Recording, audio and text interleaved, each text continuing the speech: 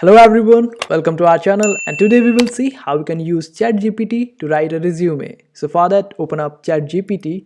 After that, provide all your information related to resume that you want to be included in your resume. Just provide that to ChatGPT so it can just figure out all of these things and then combine them together to bring you the best resume possible as per ChatGPT. Suppose I'm looking to write a resume for a video editing job, then I will just try to write, and after typing in all your requirements, just hit enter.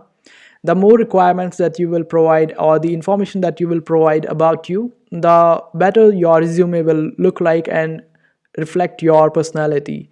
And after that, just wait for a while for the chat gpt to work on your resume, and after that you will be quite satisfied with it. And if not, then there will be a regenerate a response option for us to regenerate a resume for us.